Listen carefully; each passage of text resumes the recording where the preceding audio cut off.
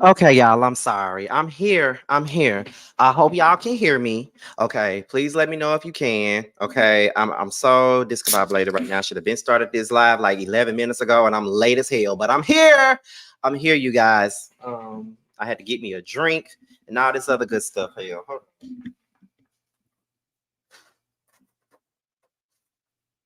but yes, I'm here. I want you guys to let me know if y'all can hear me good because my StreamYard has definitely been giving me issues. Okay, it's been fucking up with my sound, all that stuff. So that is the reason why I'm not on camera yet. So I want you guys to let me know if y'all can hear me clearly. I want to know if you guys hear any lagging or anything like that. Okay, please let me know if y'all are good. If y'all good with hearing me, if the quality is okay, please give me a thumbs up in the chat. Please let me know. Okay. Because I've been having issues with this StreamYard for a minute now. I was scared to even go live because of that. I had some issues with the Just Hilarious video and stuff like that and all that other good shit, honey. But I'm here. What's going on, you guys? Be your boy, Scotty by Nature TV, and we are here for a brand new episode of Yes for the Mess, where we talk about celebrity gossip, hot topics, and all things reality TV based. What's going on, you guys? I hope you guys are having a wonderful, wonderful hump day, and I intend on doing the exact same. What's going on, you guys? We are approaching 100 people in the live at the 5-minute mark. Now, before we get into anything, let's talk about what we got on the church announcements. And y'all know today is hump day. So that means that we're going to be getting into roaster review later on tonight at 8/7 Central over on Josiah's World TV's platform. So make sure you guys are tuned in and ready to see what we got to say about last night's episode of Love and Hip Hop Atlanta. My review for Love and Hip Hop Atlanta came out about a couple of hours ago, maybe about 2 hours ago it came out. So yes, honey, I hope you guys are ready because when the three of us are coming together, y'all know it's gonna be funny. All right, y'all already know that. All right, so yes, but that's all that we got for the church announcements for today. Now I'm gonna go ahead and get this thing moving and rocking only because of the fact that this shit is like over an hour long, and I already got to do speak on it. So first of all, speaking of speak on it, shout outs to my girl, my sister in blogging and everything else under the sun, my good friend Bondi Blue. She's announced it so at this point, so now y'all know she will be on the next Speak On It with Miss Candy Burrs. I was so excited for her when I saw that. I was just like, yes, like when I heard that Candy was gonna be working with YouTubers or whatever, and I love the fact that it was Bundy. So shout out to my girl, Bundy Blue. Okay, shout out to her. We're gonna make sure that we're all in the building for Speak On It to support my girl. Love me some Bundy Blue. She's always been very supportive of me, and I'm gonna always be supportive of her. So shout out to Miss Bundy Blue. I'm so happy for her. I'm so glad that she was able to do Speak On It. That was amazing to see that come across my timeline. Like I loved it. So shout out to my girl Bundy. All right. So, but yes, I do got to do a recap on Speak On It. It should have been out yesterday, but I just got back. Once I get back from my vacations and stuff like that, time don't never be on my side, honey, and things be fucked up. Okay, but we here though. We here now. What we here for today is to talk about Miss Nene Leakes and Mr. Carlos King, honey. They did a sit-down interview where Nene Leakes has told it all. And this was just part one of the interview. And I must say that although I do not agree with everything that Carlos King says, nor do I agree with everything that Nene Leakes be saying. But I must say that this was a good interview. It was very good. She gave a lot of information. And there were some things that she said that I absolutely agreed with, but then there are some things that she said that I didn't agree with. But this is going to be my second time watching this, and I'm going to watch it with you. Okay. And I know y'all love it when I do my Carlos King recaps. I was going to do this as a pre-record, but due to the fact that my StreamYard has been giving me a whole lot of trouble when I do pre-records, I decided to just go live and do it. And I might just go live and do the Speak On the review as well. I'm not sure, but we're going to do that. We're going to see what's going to happen with that. But yes, so we're going to go ahead and get into this Carlos King and Nene Leakes interview right now. If you have not subscribed to the platform, please do so. We have a goal that we're trying to reach before we get to the end of the year, and that is 50K. We are less than 4,000 away from 50K at this point. We're currently at 46.4K, and we need y'all support, honey. So make sure you guys are subscribing. If you're brand new to the platform, go on and hit that subscribe button because we're trying to get to 50K, honey. All right, before the year is over with. We already less than 4,000 away, and we might just get there before the year is over with, but you never know. So anyway, we're about to go ahead and get into it.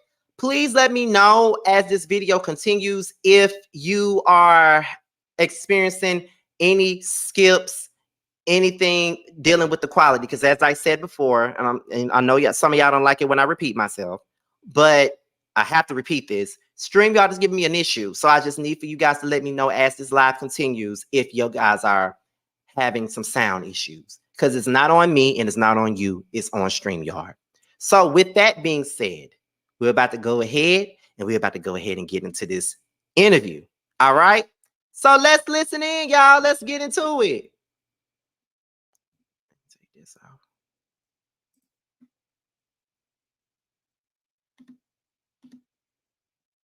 No, we're going to get into all of that because I was there from the beginning. Well, I can interview you while you're interviewing me, honey. Oh, you already know. That's what we're going to do. Honey. So we're going to get you together. We started together, honey. Cheers, bitch. To the girls' weekend. Yeah! You better watch those beavers, baby, before you head over there in the ocean. Come on, Candy. Let's go make some beats, baby. Yes, honey. Okay. Where's Demetria? Because the only thing we have in common is, hey, yours is going and mine has been here. Yes. Those were some sayings. Baby. I don't know where they came from, but honey, baby. I coughed them up and they came. Those were the good old days, honey, when the show was good. Am I sitting okay, Dre?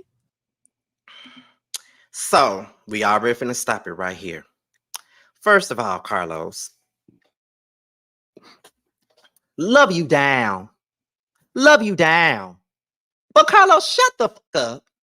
Every time you do something with this reality with the king, you take every chance you get, you take a shot at the Housewives of Atlanta. Girl, do you want to go and produce the show again or not? Cause girl, like you fucking up the mood with us by doing this. And you can't never do nothing right. Every time I'm on your side, I'm ready to give your ass some props. Here the hell you go, ready to throw all this shade at the Housewives of Atlanta as if you are mad that you're not on the show. Focus on Love and Marriage Huntsville. Focus on that, honey. And I need to focus on Love and Marriage Detroit. I ain't reviewed that in almost 2 weeks. But anyway, let's get into this review, honey. Thank you. You have a good team. Yeah, don't live for them. They try to, he works with Drew. Oh, so Dora. Oh, I'm sorry. That was not shade. No, that was, oh my God. This is going to be the shadiest interview if we haven't even officially started. Well, listen, let me just say Drew. I've met Drew. I mean, I haven't watched season 15. Have you watched 14 or 13 or 12? No, I don't. I've never watched since I left, but I have honestly watched the clips that have come down social media. Okay. But me turning my TV on and tuning in is something I just cannot do.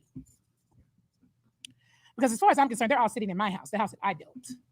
And it seems like it's tumbling down. Ooh, I'll say this much. Well, the house that you built and you're no longer in it. A house that you helped tear down.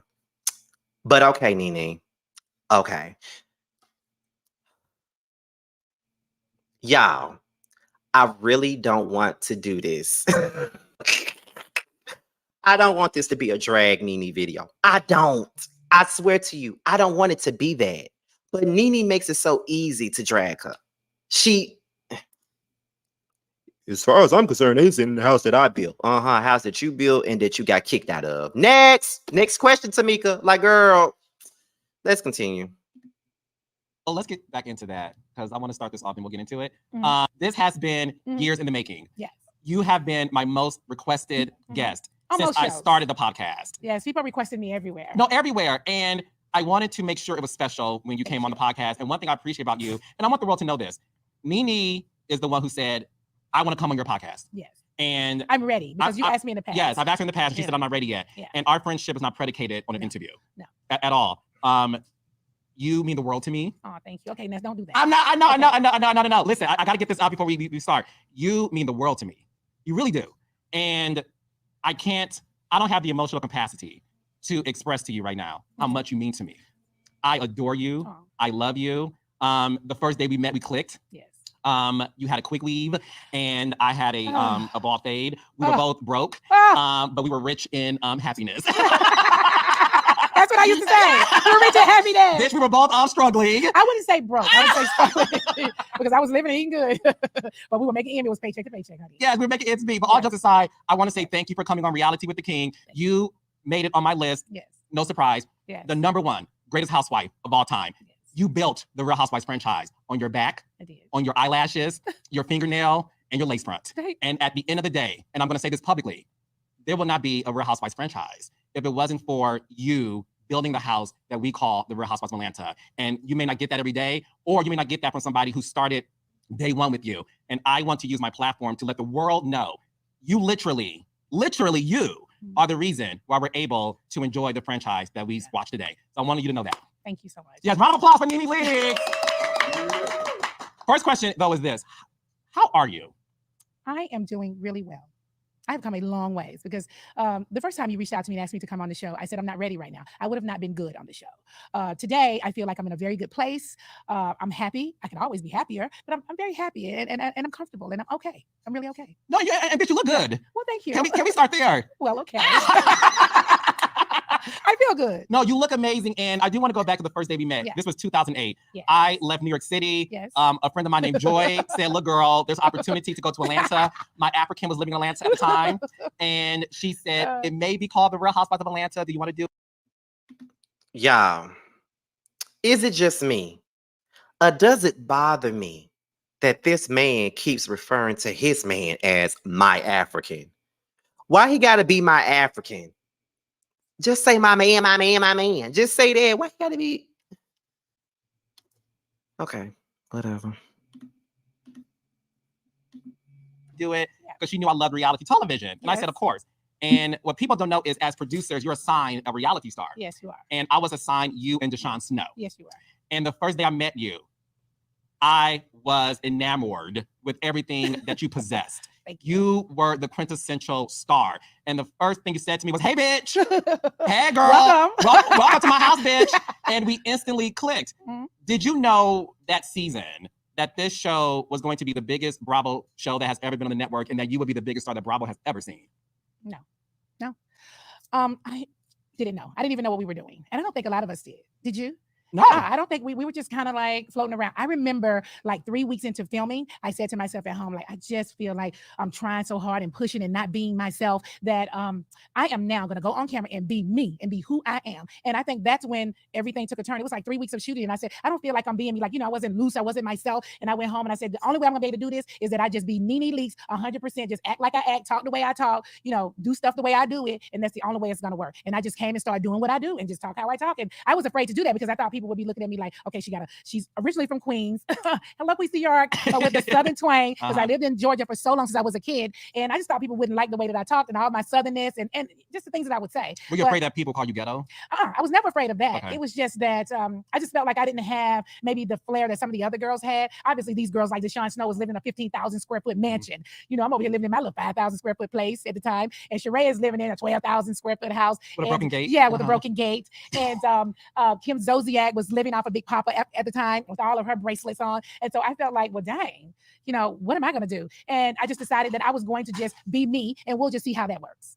I'll say this to you. The first day I knew the show was a hit was we were at Sheree's house filming Sheree's birthday party. Yes. And you arrived with Kim after changing clothes at the Shell gas station.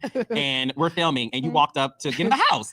And the executive producer at the time, Kenny Hall, was like, Kenny Hall. Hey, Kenny. Hey, Kenny. You were like, hey, bitch, I got my little black dress on, my eyes popping, lips busting. And you walked up in the house and got rejected from entering. And you broke the fourth wall. You were the first person to break the fourth wall. You said, I'm a housewife. Right. You see these cameras following me, bitch? I need to be here. And the security guard was like, I was told if you're not on the list, you could not come in. And you went ham and cheese. And then y'all went to a restaurant called Twist afterwards and let Sheree have it. That was the moment I knew this show was going to be a hit. Sheree has admitted since then on my podcast that she did purposely leave you off the list. Oh, I know she did. Now that you know that, what would you like to say to Sheree? Nothing. Not a thing. Why would I give her any pointers? That's probably the best thing she did was leave me off of the list. Honestly, like you said, the show became like huge from that moment forward. But I always knew she purposely left me off the list. I always knew she purposely left me off the list. Now the question would be why? Why leave me off the list, honey? Without me, there's no you. Well, she said that you two weren't getting along at the time and that she was.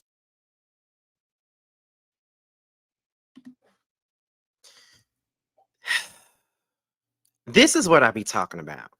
It's the superiority complex that she has. Without me, there's no you.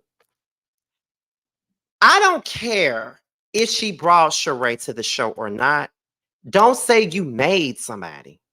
And this is the problem that I got with her. Like, I hate that superior complex that she got. Like this whole I made you thing, or you owe me something to kiss my feet, or whatever you got. I understand, you brought her to the fold. You brought her to this project. You did this. But don't go out of your way to try to make somebody feel like they are, beneath you or whatever. Cause girl, without me, there's no you. Come on now, Nene. That is the part of Nene that I don't like. Like at the end of the day, I loved her. I like her because she's funny, but when she gets to be this big-headed biatch and think that everybody owes her something, that's when I can't deal with it. It just be too much for me at that moment. Like for real, for real. Like I can't with her when it come down to that. Like I just can't. I can't. But anyway, let's continue because I'm really trying not to make this a bash Nene video, but it's it's a few moments in here to get on my nerves, just like this one. But let's continue, y'all. Following her own reality. She was pressured by the producers to invite you, and she felt like this is my home, my sanctuary. Okay. And if me and this girl are getting along, she should not step foot in my household. Well, that's a good thing that she was following her own reality, which has taken her not far. But it was the best thing she could have ever done, is left me off the list. I became bigger than ever. So I appreciate that moment, Sheree. Thank you. Do you like Sheree? I don't dislike Sheree, but at one point, Sheree and I were like really, really good. Like, because we met before the cameras ever rolled. I would hang out at her house. Greg and I would go to the game with her and Bob. Bob was playing football at the time. For some reason, I'm not exactly sure what it is. It's like we haven't connected or clicked in years. And I'm not sure why. I'm really not sure why. I do feel like once I started on the show and I stayed on the show and she was on and off the show for many seasons. And the truth is I was the show, and it just felt like all of them just kind of turned against me. Our friendship just got lost in the mix. But I think Sheree is fun, when she wants to be. We've had a good time together. She's a Capricorn. I'm a Sagittarius. We always have gotten along, in the past before the cameras ever started rolling. Once the cameras started rolling, our friendship just became nothing. Are you surprised? We're talking about Nene. We're not talking about Sheree. So I don't know why y'all Nene fans coming up in here with this nonsense. We're talking about Nene. I don't even like Sheree, so what are you talking about? Whatever I said, it still stands. She gives this superior complex like somebody owes her something. No one owes you anything, regardless of anything. That's why I can't fuck with Nene. She's not humble. You know what I mean? It's like I like her, but then she does stuff like this and makes me not like her. You feel what I'm saying? Like, whatever. But Sheree gives me fake. You know what I'm saying? She does give me fake. Like, I feel like Sheree, and that's why I kind of gravitated more to Nene at the time of this show when it first came out. Because when it came down to it, Nene was like the underdog in the situation. You know what I mean? Like Nene was the person that everybody was looking down on because everybody had, like, for example, Deshaun had all this money. She was a kept woman. Well, they all were kept women for the most part, kept women for the most part, to be honest. But when you think about it, Deshaun had all this money, had this big ass house, had this rich husband. I think Lisa Wu had businesses. Ed was still playing football. They had money. Sheree was coming off a divorce. She had money. Kim was living off Big Papa. He was buying her whatever she wanted. So, and Nene was the one that was more, I don't know, more down to earth in a sense. Like she was more relatable than a Sheree or a Kim or a Deshaun. And I kind of gravitated to Nene. And I feel like, because like Nene said, her and Sheree were friends at one point in time. But then when they got on the show, their friendship changed. And I feel like Sheree thought that she was going to come on this show and she was going to boss up on Nene and she was going to shit on Nene because she was here and Nene was here in her eyes. And then, you know what I mean? She thought she was going to be the star of the show. And whatever. She thought she was going to be the star of the show. But then it all changed when Nene wound up being the star of the show. And I think that in a sense, Sheree probably resented Nene for that alone. But I still feel like it's still whack as fuck when someone says, without me, there's no you.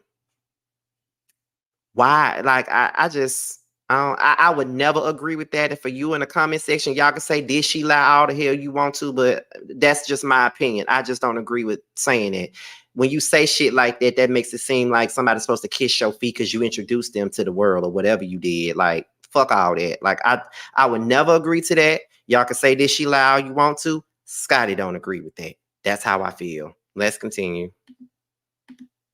Surprised that 15 years later, Sheree is the last standing OG on the show. I don't know about the last stand. She's the last one that could get on the show, and so I mean, there was nowhere else to go. I mean, it's the people that were the stars of the show. Were literally me and Kim Zolciak. And You don't think Nene, Kim, and Sheree were the stars? I think Sheree played her role or played her part in the show. I think. I just don't think the network or the production company really valued her that much. They felt like we don't really need her that much.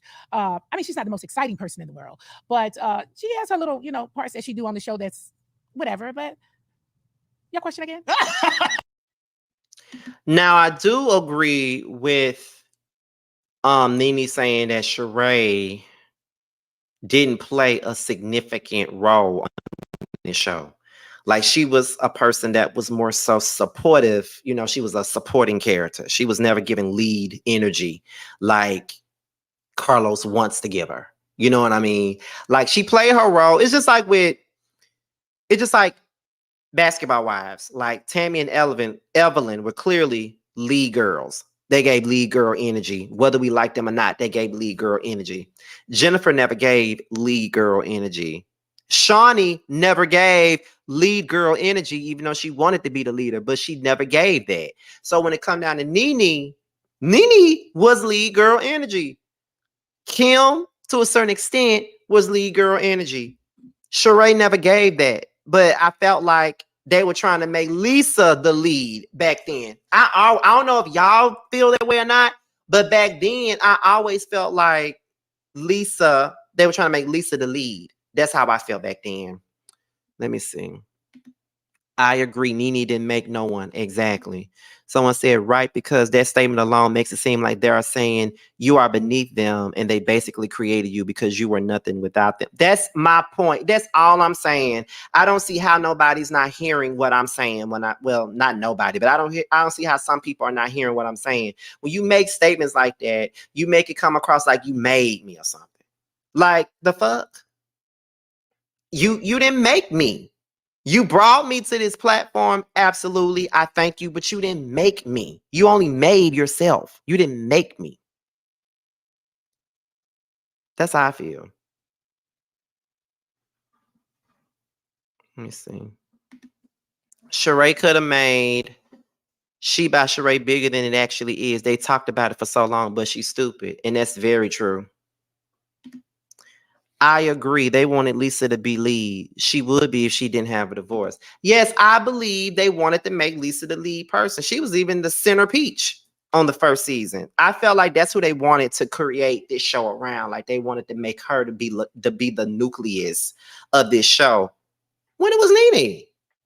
Nene took it over. Like, she took over. Her personality was bigger than everybody's on the show. So of course, and Lisa wasn't fucking with that. So it is what it is. Let's continue. I become very confused. What was the question? let's go back to season 1. Did you feel like you started off being the underdog? That's the word, the underdog. So it came all together. Mm-hmm. Of course, I was the underdog. The first season, I was the underdog. I wasn't sure if I would be liked. I think Sheree, along with Kim and the rest of the girls, thought, oh, please, they're going to love us, and they're not going to like her. And it just didn't work like that. They love me and they like them. Did you develop an ego after season 1 of The Real Housewives of Atlanta? I don't think so. I don't. I think that people like to say like you've changed over the years, but the thing is you're supposed to grow. I every year you get older. It's not like I'm getting younger, and you learn from your mistakes and you become more and more mature. And also, I think people try to say ego when the cameras are watching you, and all these people are pulling you apart every single day, and you have no other choice but to be like, oh my gosh, they just pulled apart my wig. So now you're going to try to get the best wig, right? Oh my gosh, they pulled apart my makeup. Now you're going to get the best makeup artist, and then once you do all these things, they say she's changed. Well, damn, you just pulled me completely apart. I had to change in some ways. You know what I mean? I don't think there's an ego. You just learn how to act. You learn what to say and what not to say, that kind of stuff. But I really worked hard on being myself because I don't like to be in situations where I can't be me. when I'm not me, I'm not comfortable. You know, I like to just be me. You know, and I feel like I'm more liked when I'm being me. I'm less liked when I am like holding back and trying not to be Nene. So I really sometimes I have to say to myself like, be Nene now, you know, be Nene, because Nene is what people like. But I don't think there's an ego. I think with all of us girls over the years, we all change. We all get new eyes and new nose, new titties, new ass. I mean, we have to. Because if we did it, people would be pulling us apart. Then they'd be like, she needs to get her body done. And as soon as you get it done, they're like, she got her body done. You're like, what do you want me to do? So you have to do something. When did you think things change on? So when we talk about Nene and whether or not she developed an ego or not, and she says she didn't, that's a lie. That's a complete lie.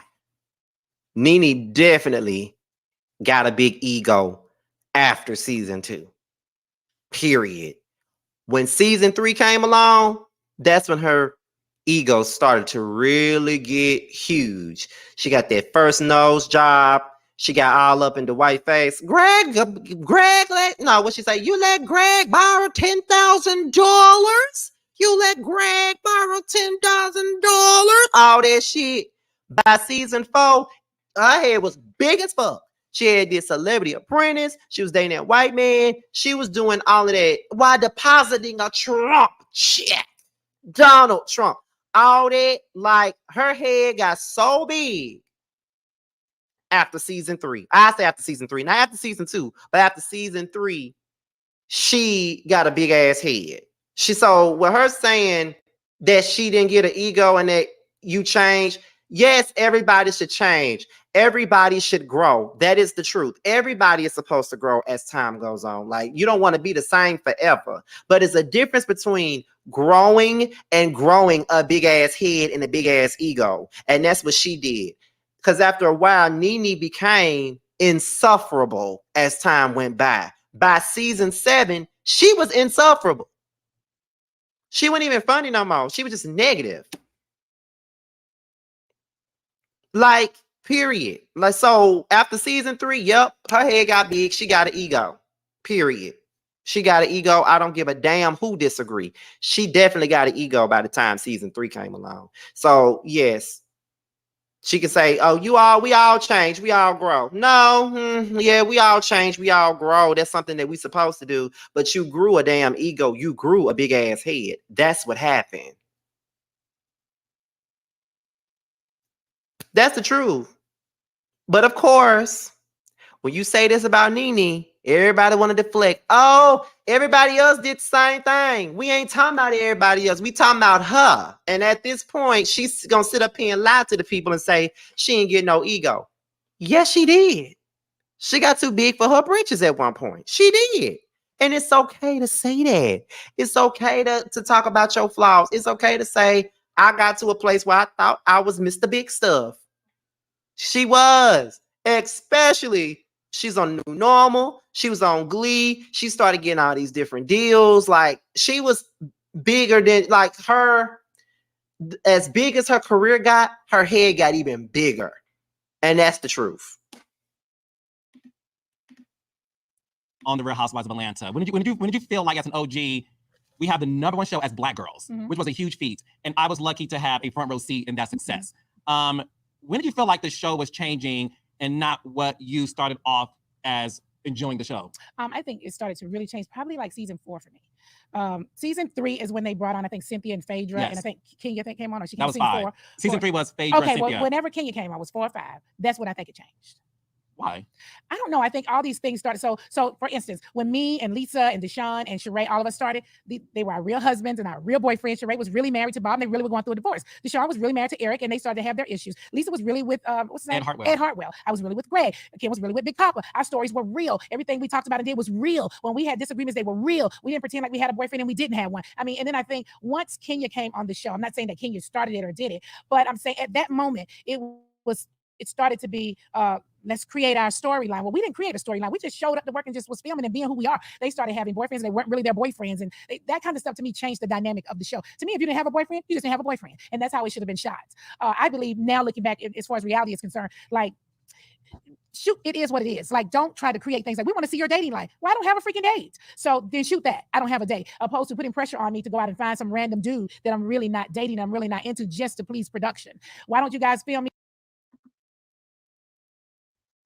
Now, I would definitely agree with that. And quite a few of them did that. And the only person that people want to call out for doing said thing, like bringing men on the show just to say that that's their man and all that other stuff, Kenya wasn't the only one that allegedly did that. Portia did that shit too. Because I don't been more believe that that dude Todd that she was having that baby up with was her real man. And I don't been more believe that she was really wanting to have no baby with him. I don't believe that. Did y'all believe in season 8 that that football player was really her boyfriend when she gave him that trophy for being her boyfriend and all that stuff? I don't know. He just looked way too awkward.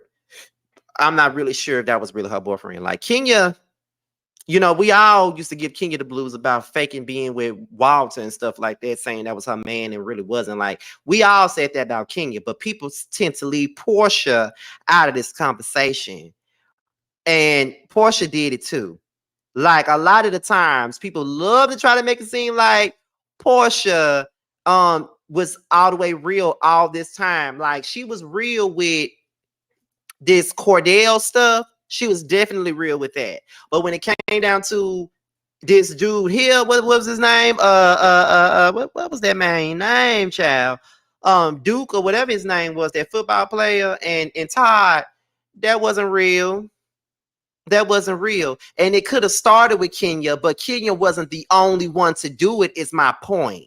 We only pinpoint Kenya, but we don't pinpoint the fake shit that the rest of them did. It wasn't just Kenya. Portia did it too. Let's stop deflecting. We got to stop deflecting. Two truths can coexist. We got to stop deflecting. Every time we call one person out, then we want to bring up, well, she did it too. She did it too. He did it too. Okay. Okay. She's, I don't care what he asked her. I said, yes, and I agreed. It did start with Kenya, but I also threw in the fact that we only, what was I saying? We only associated with Kenya. We don't never associate it with everybody else. Kenya started it, yes, but she ain't the only one that did it. So whenever we talk about fake relationships, we only associate it with Kenya as if she's the only one. That's my whole point. Let's continue. Me looking for a date or talking on the phone to some guy I just been talking to for a couple of weeks, rather than making me pretend I'm out on a date with somebody. I thought things started to change right about then. Did Kenya go with us to South Africa? No, so that was the thing. So that was season 5. So okay. Season 4 was South Africa, and it was you, Sheree, Cynthia, Phaedra, Candy. Yeah. Am I missing anybody? It was Marlo. Marlo went to Africa. Marlo. Yeah, and then Kim was still on the show, but she didn't go to Africa. She didn't go to Africa. Yeah. She didn't go to any trips. No. So you think Kenya changed the direction of the show? I think, I hate to say she was the one that actually changed, but to me, that's when things started to change, right about then. In a negative way. Yeah, I felt like people started to create storylines and pretend to have boyfriends, and all of those things, to me, my opinion, does not make for a good reality show. I think reality shows are exactly what it says, reality, what is really happening. And I think everybody started to change then. Now, prior to her, I think, I may get some of my seasons mixed up. Prior to her, I think Phaedra and Cynthia were on prior to Kenya. Phaedra and Cynthia came on season 3. Started to not want to show like, I think she showed her pregnancy because she was pregnant the whole time, but she wasn't sure about how far along she was and all of those kind of things. There's chicks in the hood who don't know who they're pregnant by and know how far along they are. Exactly. You see,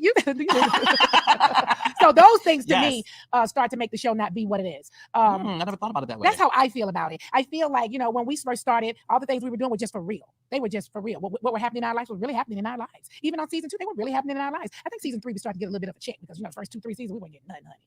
How much did you make your first season of Atlanta Housewives? I think my first season of Housewives, I made $10,000. Total? Total. Wait a second. You filmed for 3 months on the first season of The Real Housewives of Atlanta, and you made $10,000? $10,000. Now, I believe, if I'm not mistaken, and I can go back and check because it sure knew 120, we did a reunion, and I think they gave us $5,000 for the reunion. So we had very little money. So for all the people, there's a lot of people that say a lot of stuff. They just don't know what they're talking about. Season 1, we didn't make any money. We filmed that show and we knocked it out the park and we didn't get anything. Season 2, we didn't get anything. I want to say season 2, we got probably about maybe $50,000. Season 2. Season 250, Mhm. and then season 3 is when you Season saw 3, 100,000. we moved to an attorney. All of us came together, got the same attorney, and we wanted to have Favor Nation. And I think we got $100,000. And you, Kim, and Sheree made the same season 3. Yeah. Gotcha. It was maybe at the most 150. We started to make a bag season maybe 4. Season 4. Okay. Going back. But we knocked this show out the park. You understand those first 3 years? Yes. And we were not getting real money at all. At all. Okay. Yeah. Wow. I didn't know that.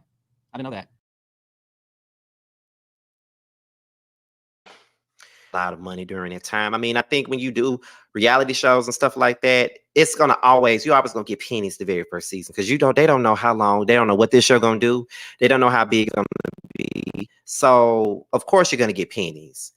And I don't think they really thought that the Real Housewives of Atlanta was going to be the cultural phenomenon that it turned out to be. So,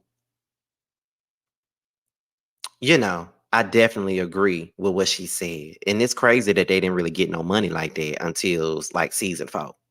You know what I'm saying? But of course, I just, yeah, like they didn't expect the show to be bigger than what it was. I think at that time, the only Real Housewives show that they really had out at that time was what? Housewives of Orange County was first. And I think Housewives of New York City was next, and then the Housewives of Atlanta. And I think Housewives of Atlanta came in and knocked them, just washed them. It became the premier show on Bravo, honey. So yes, love my housewife. That's why I'm gonna always be team RHOA. As much as y'all love the shit on it these days, I love it. Okay, I love that show. I am very invested in it. I'm gonna forever review that show. Period. I could stop reviewing everything else, but I would never stop reviewing Housewives of Atlanta. Let's continue. Do you think you getting underpaid was because at that time you girls were so new to this, you just didn't know? Yes. Just didn't know. Very much so. And also when they say housewives, we all were real housewives, for real. None of us really worked. Our husbands were the ones that were working. We were really housewives, stay-at-home moms with the kids. I think Sheree had a boutique at some point. Deshawn, she had her foundation or whatever it is that she was doing and whatever the little stuff was, but we were real housewives. And so I think for us, we were just excited to be out filming and doing something. That's how I felt about it. I was just happy to be out doing something. So when you see all of us dressing and all those events that we had, we paid for those out of our pockets. Out of our pockets. Going back to season 3. So the first 2 seasons, like you said, ratings galore, ratings increased, breaking records. Season 1, you guys were mentioned on Saturday Night Live. This show was a pop culture phenomenon. Season 3 came in, you had Cynthia and Peter, in addition to Phaedra and Apollo. You and Cynthia did not know each other. Yeah. And correct me if I'm wrong, you were told to hang out with Cynthia to get to know her, to bring her in on the show. Yes. So the producers told me they were looking at a new girl. Her name is Cynthia. They'd love for me to go out with her. She and I decided to go out to like a lunch or dinner or something. And I remember we went to Papa Do's. And I remember Cynthia being like super nervous, like, oh my God, this is Nene Leakes. And we went to Papa Do's. Did you know who she was? I did not. Okay. I'd never heard of her before. She was a supermodel. I still had not heard of her. The only supermodels I had heard of was Naomi and Tyra and maybe a couple other black girls and Beverly. But I had never heard of Cynthia. Okay. She's on the Cosby Show too. I didn't see it. Okay. Y'all try it. Okay, so you. Now, when it comes down to Cynthia, I never forget when she first came on the Housewives of Atlanta. That was season 3. That's back when I first started my YouTube channel. Go back and watch those old ass videos. They're horrible.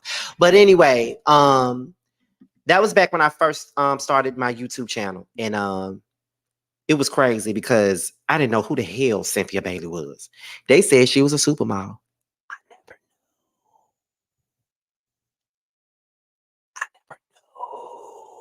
I had no idea. Did not know that she was a supermodel. And when he said that she was on the Cosby Show, I never knew. So I'm here with them on that. I had never heard of no Cynthia Bailey ever until the Real Housewives of Atlanta. I never knew she was a supermodel. I don't know what type of modeling that she was doing. The only supermodel that I grew up on was, the Tyra Banks of the world, Naomi Campbell, them the only ones I knew. I never knew who Cynthia Bailey was. I did not know who she was. And that ain't me trying to take from her. That ain't me trying to own her. I just didn't know who she was back then. So when she came on the show, I didn't know. I'm just saying, I didn't know her. I did not know her at all. Somebody said she was in Heavy D video. See, I don't know this shit. I did not. I'm telling y'all, I'm not even being funny. I did not know who Cynthia was before she came on this show. I did not know who she was. And I didn't even know, I didn't know none of these women but Candy when they first came on. Now, Lisa Wu, I knew she was married to Keith Sweat and she had 2 children by Keith Sweat before she got with Ed Harwell. That's what I did know. You know, Keith Sweat didn't want his children on the show. That's why y'all never seen her other children on the show, because Keith Sweat didn't want them to film them, honey. But other than that, I didn't know who Cynthia was. I'm just being honest. Let's continue. So are you This is the truth. No, I believe you. So Cynthia Bailey, the supermodel, she was starstruck when she met you. And rightly so. Okay. Mhm. So how did that go at Papa Do's? At Papa Do's, we clicked. I liked her. I think she liked me. I felt like she was a little nervous. I didn't think that she was like housewife material, just being honest. And I was like, she's a little quiet. She's a little this. I don't know that she is the one that you guys are looking for. But I really enjoyed her and I liked her. And that was before I met Peter. Now, when you met Peter, what did you think of him? When I met Peter, I thought too much. He was doing it. Too much. Too much. I was like, oh, okay. I see why y'all like Cynthia now. Because he was turned up. He had like a club in downtown Atlanta. I think it was called Uptown or something like that. Yes. And he was just extremely like aggressive to me and just, loud. And I was just like, oh my God. Like Cynthia's, this is her guy. And so yeah, I got why they like Cynthia, because Peter was extra. If Cynthia was not with Peter Thomas, would she have been a housewife? I don't think so. I don't. I just don't think, not that she couldn't, because I know Cynthia. I know the Cynthia in front of the camera, and I know Cynthia that's not on camera. And so I feel like definitely the Cynthia that's not on camera has the strength and she's vocal enough to be on the show for sure, without Peter.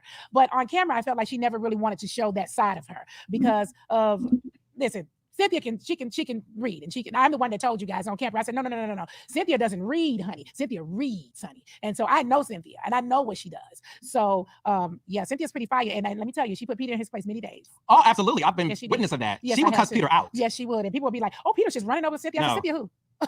That's not the Cynthia we know. Kick him out the house. Yes, Cynthia would get Peter together. Yes, he had to sleep at bar 1 overnight. Yes, she would. Cynthia would get him together. I know Cynthia very well. When you saw Peter, this chocolate gorgeous man, were you ever attracted to Peter? Never attracted to Peter. Never had any. I think people wanted to think that Peter and I like had some sort of attraction. We never had anything. If anything, it was more like, I don't like you. And he was pretty much like, I don't like you.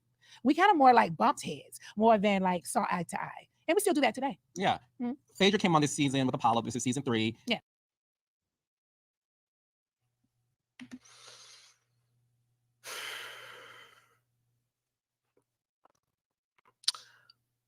This is the part with Nene that I have a lot of discrepancies with.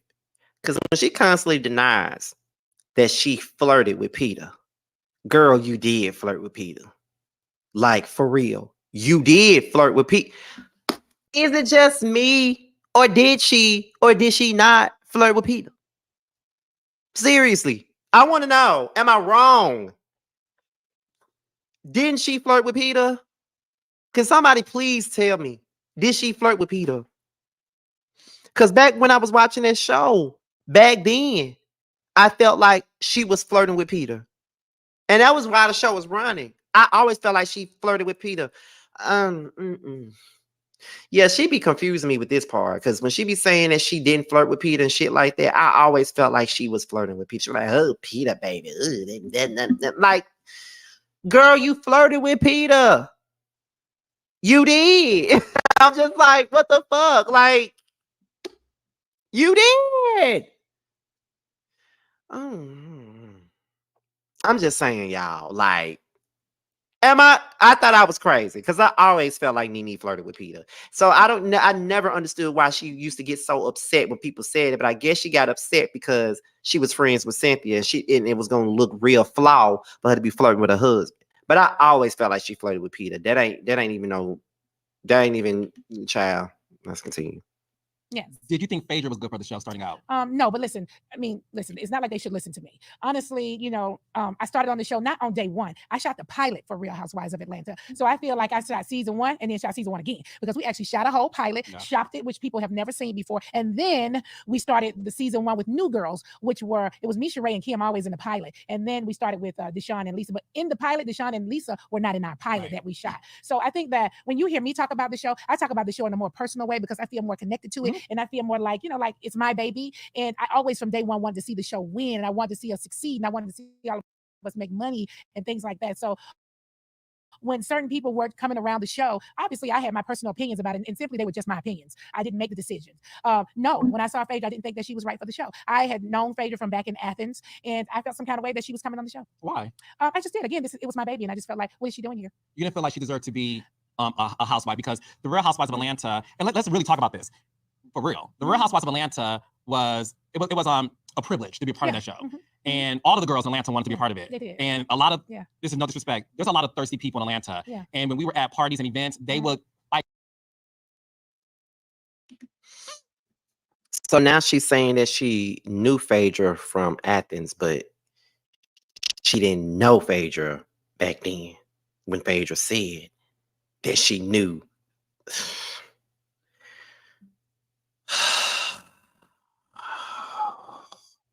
This is what I mean by she be inconsistent.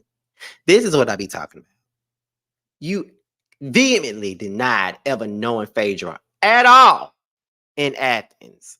But now you saying you knew her. Like, what she could have said, like, cause she makes it seem like she never knew her at all. Like, it's a difference between, I didn't know her at all, or I didn't know her like that, or I knew of her, or I knew her. But you always stated you didn't know her, period. But okay. I ain't even gonna go into the semantics of that, but let's continue.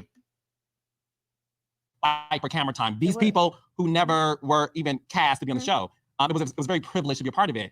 Do you feel like Phaedra did not represent at that time what the show was about? No, it wasn't even that. I think that back to what you were saying, we were being talked about everywhere. What a lot of people don't understand, when the Real Housewives of Atlanta, our ensemble launched, there was no Love and Hip Hop, there was no Basketball Wives, no Hollywood Exes, no Braxton Show, no none of that. We were the first Black ensemble in a very long time that had hit television. Prior to that, they had Flavor of Love and whatever, all those other shows, Real World, those kind of shows. But those shows has fizzled out. Those shows weren't on. The things that were on were like the Osbournes and things like that. Yeah, the Hills, the Kardashians were not on yet. And I think that people really forget when they look back. We launched that reality platform and held that door open for all of these Black ensemble shows to walk in that door. There was never any of them before there was us. We were first. And everybody wanted to be. We were shooting all over Atlanta. Everybody was talking about us, from Ellen DeGeneres to Oprah Winfrey to Gail to everybody you can think of. Jimmy Fallon, they all talked about. You were featured in Oprah magazine. I was. Everybody was talking about the Real Housewives of Atlanta. And so again, it was a privilege to be on this show. And so I always felt some kind of way when certain girls were like, oh, I want to be on Housewives. I was like, what's she coming over here for? Like, we worked so hard, we started out with one van. And so we worked so hard and we had multiple vans and camera crews. We didn't have any of that stuff to start with. And so I'm telling you, we were a low budget production. We were. And so when I saw Phaedra, I was like, she's from Athens. Like, what's she doing up here? I'm from Athens. She don't come up here and try to steal my thunder. I just felt like I was just protecting, my area, my space. But she was a high-powered attorney. She was. Unfortunately, I just didn't feel that way. Okay. I do know that she's a high-powered attorney. I know she's super funny. I like Phaedra a lot. But I'm just saying, at that time, at that moment, Gotcha. I was just like, no, she shouldn't be here. Before we get to the next seasons, obviously, like you said earlier, you started out being real, being yourself. You and Greg, may he rest in peace. I love him, call him dad all the time. Hey, father. You guys gave so much to the show. Gave so much to it. You have Bryson and Brent. You gave, and your auntie who raised you, Auntie TT. Yes. Do you regret putting your family business on the show? I'm a reality star. I'm a TV personality, right? And I try to give everything I can give, and I just don't see no other way of doing it. But there are certain things that I do regret, okay? I do regret, I disciplined my son once on camera that everybody goes back and say over and over, you done lost your damn mind. I felt like that really hurt my son's feelings. And, I don't want to hurt my children in the process of doing something that I want to do. So I wished I could take that moment back. And I also, when Greg and I went through our divorce, I wish that we hadn't put so much out there, because we ended up getting back together. And when we were getting back together, we both were feeling kind of awkward, like, okay, when are we going to tell people that we're back together? Because we went through a whole divorce and, said all kind of shit. So, yeah, there are certain things that I wished I had not put out there, but they out there now for. Hey, Raindrops, yes! Carlos, baby, we're not trying to see that, honey. We are not. We're not. Now, when it comes to that, I will say that Nene absolutely gave everything on this show. Like she did. She showed her real life. She showed when her son was going through things. She showed when she was going through stuff with her husband. Like she showed and shared a whole lot when it came down to the show. Hey, Nola Reeds. She showed a lot when it came down to this show. And I really will say that when she says that she's a reality TV star, that's what she is. And I enjoy people that don't mind bringing their lives to the screen because that's what this is about. It's all about you bringing, excuse me, it's all about you bringing your real life to the screen. Like that's what we're here to watch. And even though I'm no one's reality star, when I'm on YouTube and this is just my personality and I'm giving you like, real life and I'm talking about it, that's why I don't mind talking about the things that I've actually endured in my life. I don't mind talking about that because that is life. That is facts. That is things that I've gone through. And yes, I'm here to give you a show. Absolutely. I'm here to give a show. Like you here to be entertained by me. So of course I'm gonna give you that, but I'm also gonna give you something to think about. You feel what I'm saying? To think about. That's what this is all about. So I will applaud Nene. I get why she regrets certain things. Not only did it make for good TV, but it also was relatable. Cause her discipline her son. That's my mama disciplined me when I was coming up. Like it's all relatable things. Her divorce was relatable. Nene gave us a lot of stuff. You know what I mean? So yeah, we can continue on. I think he's doing okay. He needs rehabilitation. He needs a lot of counseling. Like many families out there, I have family members that are struggling with drugs and certain addictions. And he has an addiction. He's been struggling with it for years. He's been in rehab for a couple times, and he still have come back out and relapsed. I have a brother that's an addict. I have a close cousin that's an addict. So unfortunately for us, our family, there's just been certain people that have been addicted to certain things, and it's a real struggle. And as a mom, just to watch it is my hands are tied. He is 31 years old. He's an adult. He has three children, three beautiful children who I adore. He has a wife. It's not much that I can do. For people who have had children or family members that have been on drugs, they know that they have to be ready. They have to simply be ready. I've spent so much money on trying to get Bryson, where he needs to be, but every time I've sent him off is because I said, you are getting your ass up and we are sending you off. But I learned through counseling myself that he has to say, I'm ready to go, not me making him go. So until Bryson is ready to make a change, it's nothing I can do. As a mother, I would never wash my hands of my child, right? But I'm kind of numb to it because it's been happening for so many years. I'm just really kind of numb to the situation. And do you think, because I want to go deep here in terms of kids being raised under the guise of television, whether it's acting, reality TV, singing. Yeah. Obviously, your children were brought up on reality television, being famous because their mom is famous. Yes. Do you think Bryson being famous and dealing with being on television, all those things, affected his ability to be the adult you want him to be? Did it contribute to the drug usage and those things? I would have to say I don't think it helped, but I wouldn't say that it's the sole cause of it. It certainly didn't help because we started on television when Bryson was like in the 11th or 12th grade, and Brent was in 3rd grade, and so they're having to be in a light shine on them that they did not ask for. Like I grew up in high school, I just grew up and I made all my mistakes, and I didn't have to worry about people picking them apart. Well, people are picking them apart because of the job that I chose to do. And so I feel for them in that way. But there's just issues that he has. And I don't know addiction because I don't have an addiction. I just know from what people have said to me. So I don't think it has 100% to do with it, but it certainly does not help it being in the public eye. Did being on TV affect your marriage to Greg? Yes. It affects my marriage to Greg because, again, Greg loved me for me and he knew me for who I was. And also, my husband was the breadwinner. In my case, I wasn't working and he made the money. And once I started to make more money than him, he started looking at me like sideways, like, oh, who she think she is? Because I no longer had to ask him for money. I no longer had to ask him for anything. If I wanted to go and buy the latest bag, I just go and buy the latest bag. And so I think that I pulled some of his strength or his power or something. I don't know. It just as a man, it didn't make him feel great that I was making more money than him. No, it doesn't. The thing is this, and I want to talk about how women who are the breadwinner become the breadwinner after being married for so long. And the foundation was the man took care of me and the household. The roles reversed. It's difficult for a man to accept that. And we're seeing that on a lot of reality TV shows and even with celebrities. Greg had a very hard time dealing with the fact that you no longer have to ask permission for stuff. And that not only were you able to do your own thing, you were able to do it in a grand scale, which is very unique. Hindsight is 2020. Do you think, as you were going through this, you emasculated him in any way? I probably did. Not intentionally. Right. I probably did. You know, my mouth probably was smarter. You know, I probably was up in his face a little bit tougher because, you know, I could take care of myself. So I probably did in many ways. And yeah. One thing I want people to know. My husband, excuse me, Greg is from Atlanta, born and raised, and he is the true definition of an OG. And so he felt like his role as the husband and the head of the household was to take care of his family. And in a sense, I took some of that role away from him. Greg is old school. He's with opening up the door, and he's with, you know, all the things that a lot of the old school guys would do. He's here for, you know, help raising his kids, and he's just an old school guy. And me making more money than him and not needing him. I literally did not need him at one point to not even put a light bulb up. I would just put it up myself, or I call somebody to do it. Like, I thought in my mind, I was just making our life easier. But I was taking roles away from him as, you know, the man, the head of the household. And listen, I may get a lot of flack for this, but it's fine, but I would love to get your opinion. I do feel like when women start to make money, unfortunately, they start to emasculate their man in a very subtle way, and sometimes unintentionally. No. Every man wants to feel like you need him. Yes, they do.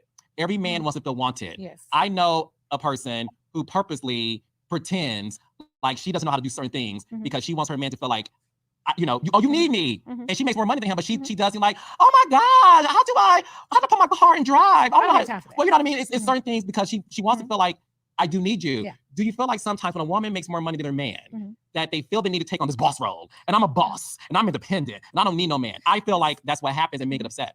I don't think I felt that way. I honestly thought listen, I love love. I love a relationship. I love to make my man feel great. I just didn't know that I was taking those things away from him. I wish I knew better. I just didn't know that I was doing that. I do know better now, but I did not know that I was doing that at all. And when you were going through the divorce, I'll never forget this. I was doing your interview. This is season 4. You and Greg are going through the divorce. A lot of people assumed that Nene got famous. She's rich. She's on Celebrity Apprentice. She's doing it, and she wants to see how the grass is green on the other side. And I'm gonna get to that in a second. I remember the day you finalized your divorce, and I was with you. Devastated. You were devastated. You called me to your bedroom, and if you know Nene Leakes, you are not allowed to go to her bedroom or her closet, as we've seen on season 11, I think.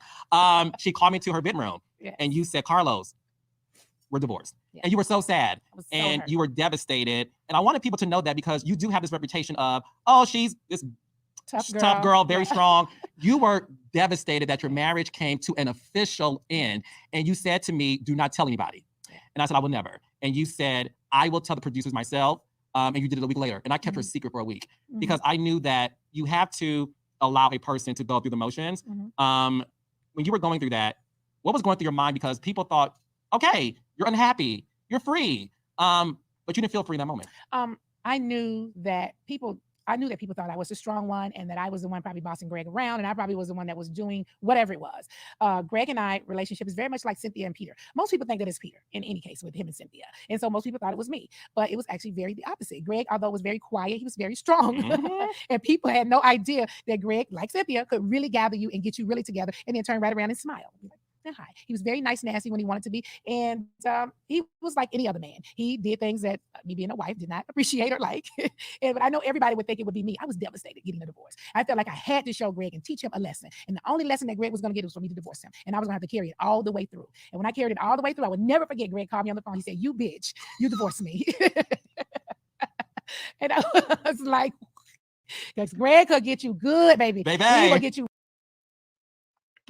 I do believe that at one point, because I do remember Nene saying at one point in time that they were already having issues before she got on the show.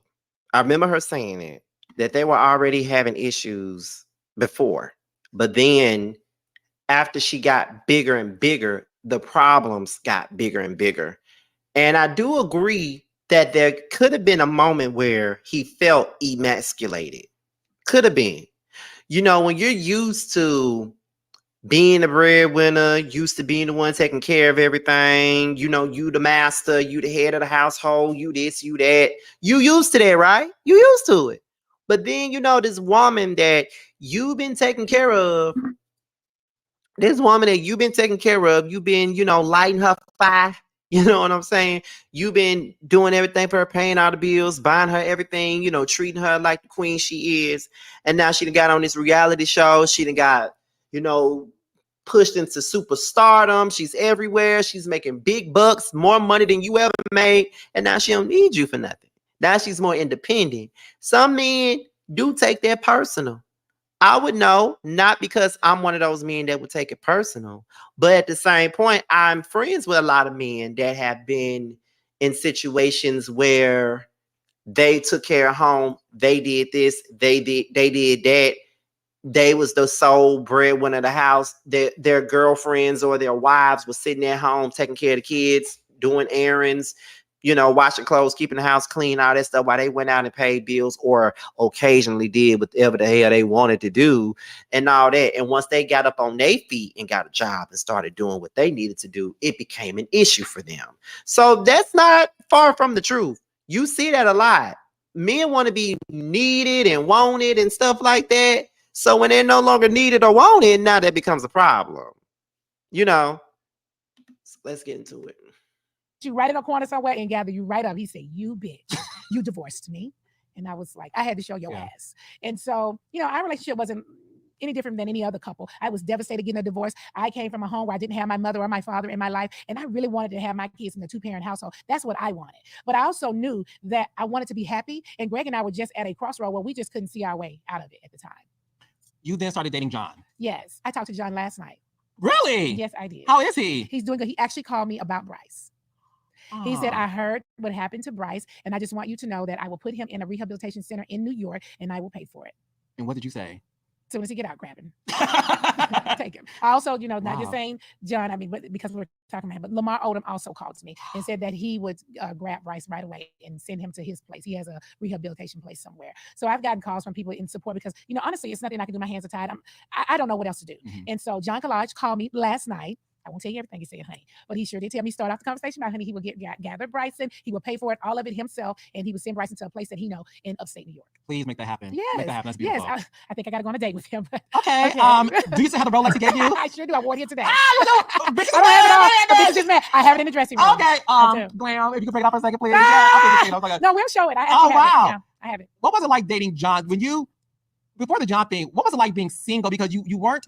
You were married for so long. No, I was with Greg in my 20s. There's nothing like dating again when you got money. Yes, it's different. It's just different. It is very different. It is good. It is. And it's like the law of attraction. You start attracting people to you who may have the same things or more than you. Yes. And it feels fun. It feels sexy. It's between us girls. Did you enjoy it? You know, it was new. I would have to say, for me, Carlos, I'm a relationship person. So I don't know many times in my life where I've been just free and single. Most men want me.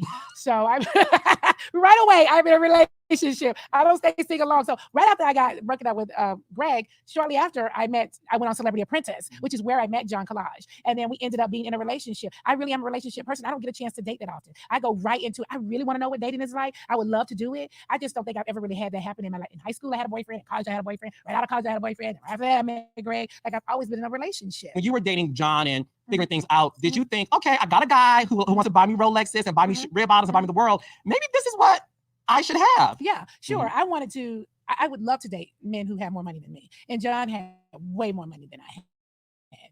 And I didn't have to spend my money. I could spend all of his, and he would not even miss it because he had so much money. It was ridiculous. And I thought, oh my God, this is so fun. I get to buy anything I want to buy. I get to do anything I want to do, travel anywhere I want to travel. So it was fun, like you, for the moment. Yes. But he didn't fulfill me in all the other areas. But his pockets filled up my closet. I live, honey, for his shopping spree. It was fun. There was no limit. Pick up anything you want. If you were my friend and you were with me, he said, you get you something too. It was amazing. I loved it. It was like a fairy tale to me. It was so fun. But other than that, after that, like, we were like, what do we have? I can feel that. You know, a lot of people think that when you get with a man and they got a lot of money, that's fulfilling. But for me, I don't care about, you know, you having money. Like, as of now, I am a single man. Like I'm not in a relationship. I'm definitely single at this moment. But, you know, whenever I do get involved with somebody, it is not going to be about what their money is. I don't care about none of that because I work hard. I work my ass off. I work way too much, to be honest. So it's not about the money. If I find a man and he got money and he don't mind spending no money on me and taking care of me and giving me what I want and what I need and all that other good shit, then that'll be cool. You know, that'll be great. I would love it. I would love it. But I ain't gotta need, sometimes people think that because they got money and that, they can supply you with everything that you want, everything that you need, then that's all you need. But you need more than just the money. The money is not going to make you feel better. You feel what I'm saying? Like, the money ain't going to make you feel no better than what you already felt. You need more than some money. You know what I mean? So even though Nene, Lord, that's still, even though Nene enjoyed the shopping sprees in LA and Melrose. Boy, if you didn't know, but now you know. Even though she loved the furs and the jewelry, the material things just didn't mean much to her. But it is what it is. So she had to let him go because with him, it was just about spending money. It wasn't spending time. It wasn't fulfilling emotionally. Only financially, and it's only so much farther you can go with that. Let's continue. Yeah, we didn't have anything though. Yeah, we had a lot of shopping. We'll have to get into my dating life later. Go on. No, I was just gonna say, and just like me and you, we got back together with our exes at the same time. You got married. I did your wedding special. We got to a fight moments before she walked down the aisle. Do you remember that, Nene? Yes, I do. So Nene was getting married. It was my first executive producer credit doing her wedding special. And Nene iced out me and the producers and the camera people and said, "Leave me alone." Yes. Well, I was saying, "Leave me alone." And we couldn't film her no more. And she locked the door, closing on my face, child. Yeah, listen, I was having a wedding. And I'd been a bride prior to, and there was no cameras on me like that. And I just needed a moment. I just needed a moment to just be like, I was on camera the whole day. I just needed a moment. That's all. But I still loved you just the same. Oh, no. Listen, we made up and everything was good. And it was a great wedding special. I just needed a moment. I know. It was a lot. And we cried. Yes. I cried. Joy forced me to apologize to you. She said, "You will regret being mad at her before she says I do." Yes. And I walked up to you, the cameras were rolling, and I started to cry, and you said, "Bitch, you have a show to produce. I love you too. Get out of here, bitch." Yes. I want to ask you this, because I want to use this to clear the air. A lot of people have said one of your famous lines is, "Close your legs to marry men." Yes. And people said you ended up opening your legs up to one. How do you feel about that people said you were dating a man who was married? I was dating a man who was legally married, going through a divorce. Like Kim and Big Papa? I don't think Big Papa went through a divorce. Yanni is divorced today as we sit here together. He is a divorced single man. And I don't think Big Papa have ever been divorced. In fact, he's back with his wife. I just saw him in Miami at the Satai. Hi, Kim and Lee. Is his wife named Kim? Kimberly. Big Papa's wife name is Kim. Yes. You can't make this shit up. You cannot. Kimberly. Well, that was easy to remember. So, yes, I said, close your legs to married men. When I met Yanni, he was a separated man. That's exactly what he told me. Now, I don't know what he told his wife, who he was legally married to at the time. Today, as we sit here, Yanni is a single, divorced man. Did you meet him before Greg passed away? Absolutely not. 100%. I think Yanni had been living in Atlanta maybe 2 months when I met him. And my husband had probably been passed away maybe a month or so. And I met him in Atlanta at Blue Martini. And we both have been very open and honest about our relationship. I met him. A lot of people said you didn't even grieve. Honestly, when I look back, I thank God for Yanni, because I don't think I could have made it. He kept my mind busy. He kept me going. That's not saying that I didn't grieve. I would grieve a lot. Grieving is very hard. And how you grieve and how you choose to grieve, no one knows. I would have never known I would have met a guy out just a month after my husband passed away. And when we met, we were just friends, just talking. And he would invite me places, me and my friends, and we would go and hang out with him and that kind of stuff. I mean, it wasn't serious. It got serious, I think, because so many people were talking about seeing us together. So I feel like they made us serious when we weren't even trying to be serious. And today we're not serious. Y'all aren't together today? Today we are taking a break. We've been taking a break. And why? It's just things I'm not happy with and things he's not happy with. It's just not working at the moment. He is single. So if any of the ladies out there want to holler at him, go right ahead. But if any of the fellas, honey, is only with a bag, honey, only with a bag. You cannot talk to me. My next relationship will be absolutely private. Really? Why? I just don't want to be. This was the most public I think I've ever been in any relationship. It's more public than Greg's. And I just feel like it's just best to be private. Also, I know from dating Yanni, and Yanni has a great career. He makes great money. Sort of like what we were talking about earlier. I just want my guy to make more money than me. I really do. That's just gonna be.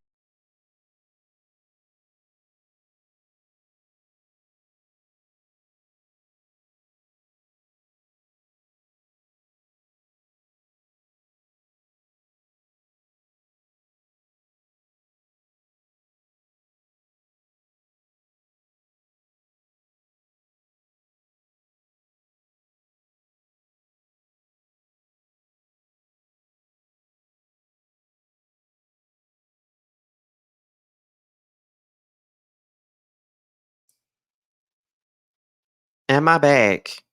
Please tell me I'm back. StreamYard is so fucking irritating. Am I back?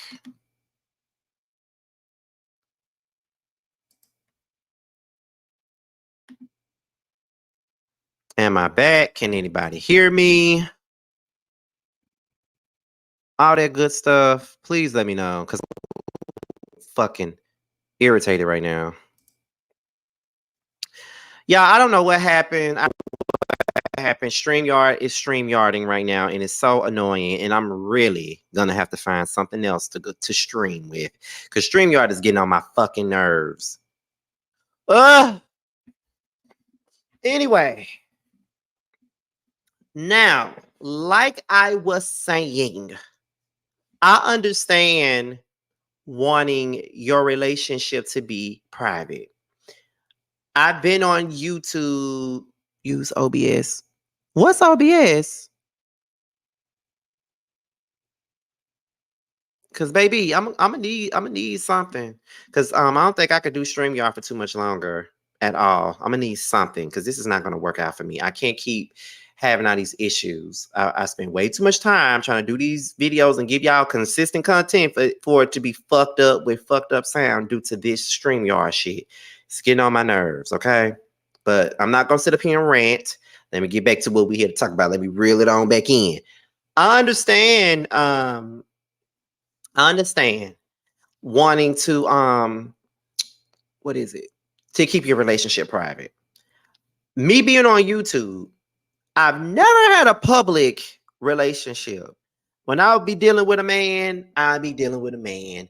Y'all would know that I'm dealing with a man when my energy changes. You could tell when I'm with a man and okay, Angela, I'm definitely gonna DM you. Thank you for that, because I might have to kick StreamYard to the damn curb, honey. But yes, when I would have a man, I would have a man. Y'all would know I would have a man because my energy would be changing. I have a man, I be having consistent sex all the time, and you can see it in my face. So when I have a man, you know I have a man. I'm just not putting the man on screen. However, it's only one relationship that I was in where it really wasn't public. People knew, but they didn't know. And that was with another YouTuber by the name of Bubs the God. Okay. That was the guy that I dated in the past.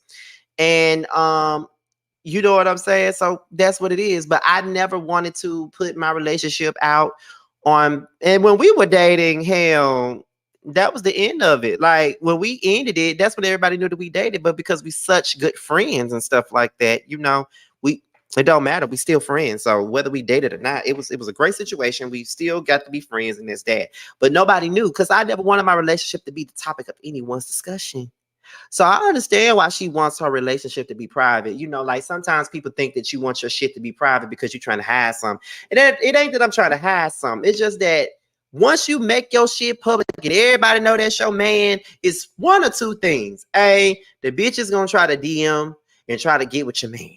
Number two, the bitch is gonna come out and tell a story and say, oh, I remember him. I used to talk to him. My friend used to fuck on him, girl. I like, shut the fuck up. I don't care.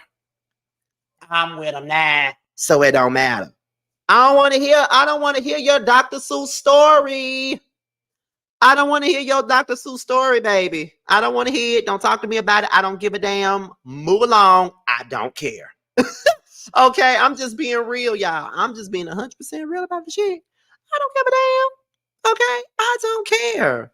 Once you post that you got a man, everybody got a story. I just feel like if I get married, I don't want to post about it. Why? Because Well, I know that's your husband now, but baby, I got a story to tell. That might be the only time. Y'all probably won't even know I'm getting married until it's time for me to go, time for me to walk down the goddamn aisle. And just let y'all know, when I get married, Give Me You by Mary J. Blige has to be the song that plays at wherever the wedding gonna be at. But baby, when it's time for that reception, I want to walk through their reception and I want to hear Gangsta Boo where them dollars at when me and my nigga walk in. I'm just saying, I'm real ratchet like that. I got to hear Where Them Dollars At by Gangsta Boo, and I got to hear Savage by Megan Thee Stallion, honey. And I hear at the reception. I'm just saying. And the first dance got to be a song off the Brother soundtrack called Good Love by RL. I got it. I already know how I want it to be. So if there's a man out there that's going to be my future husband, if you're watching this, okay, this is what I want.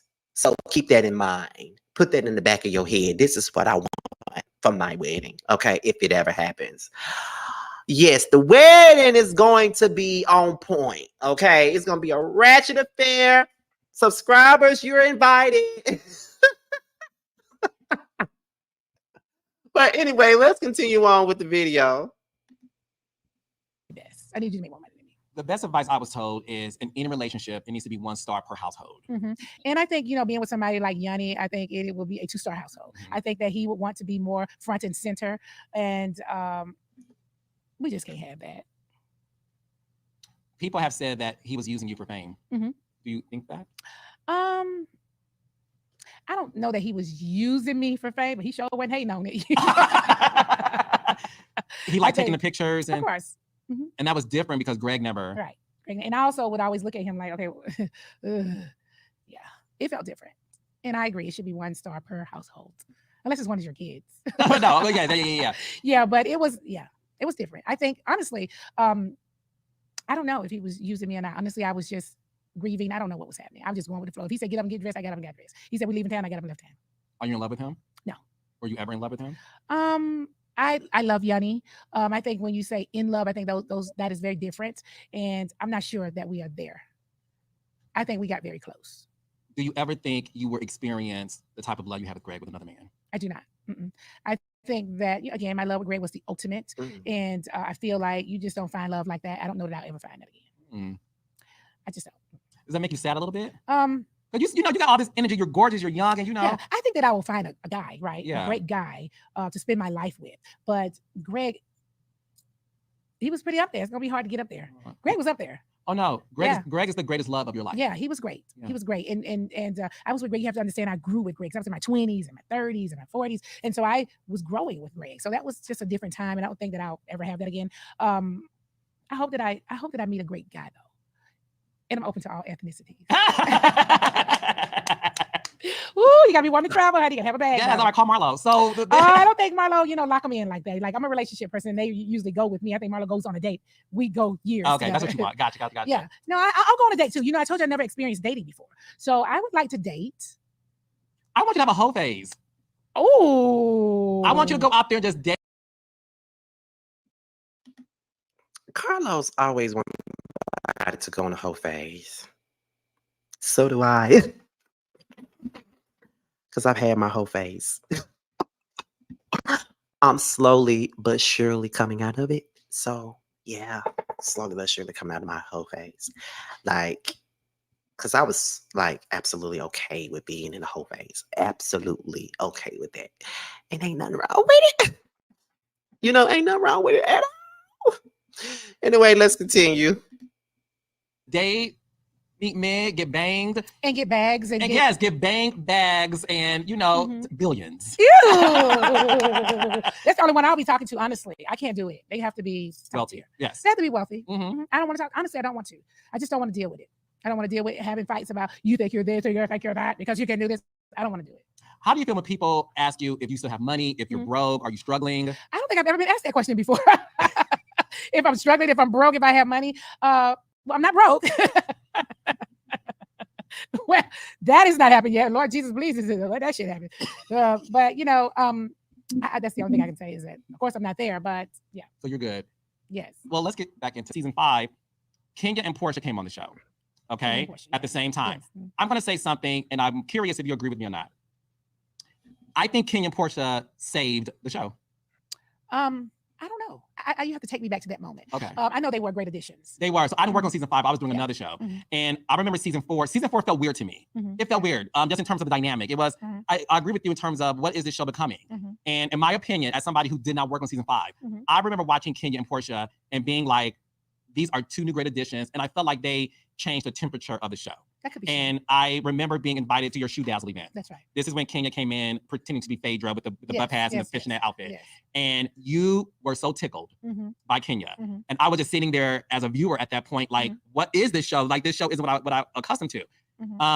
I felt like Kenya and Portia saved it from becoming redundant. Okay. And I felt like they brought something to the show that was needed.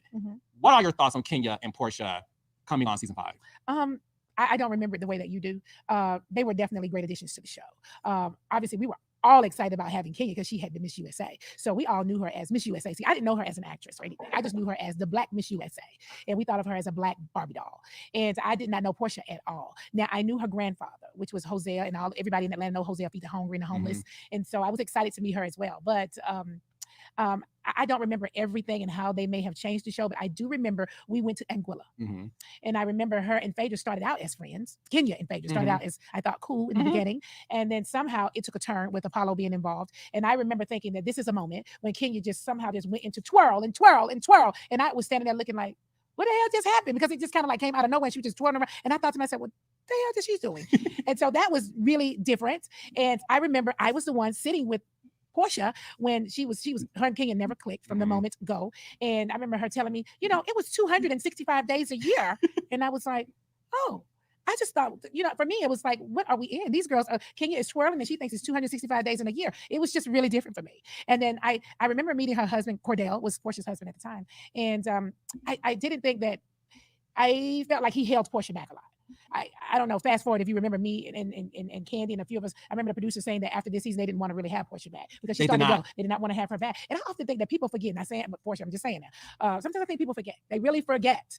The producer would really like no to Portia. I can confirm right now that Portia was on the chopping block. She was. I was brought back to produce season 5 reunion, just the reunion. Yeah. And I remember telling the producers, I'm talking as a viewer, I like Portia. I think she's great. I don't think you guys should get rid of her. Portia was 100% on the chopping block. She was. And so Candy and I can't remember if there was anyone else, but I know it was Candy and I, we called and talked to production and the network about keeping Portia because Portia was going through a divorce. And we were like, you guys can't get rid of her right now. I mean, she really needs this show. Just let her stay and see how it works. And we went to full on bet for Portia, and Portia stayed on the show. And that is why they was in San Francisco during season 10 of the Housewives of Atlanta. Nene made the statement, was like, she said, what she say? She said something along the lines of, I didn't bring your ass here. I helped you to stay here. That's why she said that. So that's why it's so crazy to me that when Portia was shitting on Candy the way that she was during season 9, like, I never knew that Candy called up to Bravo to help her keep her job.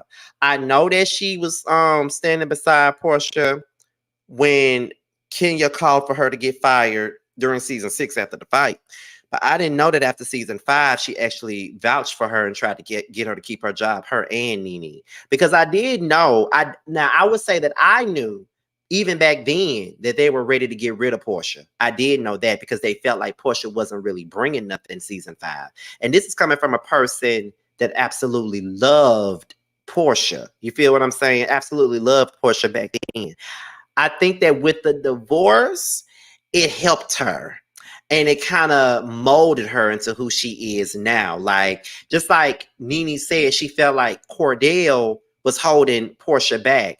And that's absolutely true. He did hold her back. And it's crazy that after she was away from him, that's when we got to see the real Portia, like the Portia that we all know now. Like, we got to see different parts of her personality. Because if he was still around, we wouldn't have gotten the Princess of Thotland or whatever the hell she was doing. We wouldn't have gotten none of that stuff if Cordell still had a chain wrapped around her neck.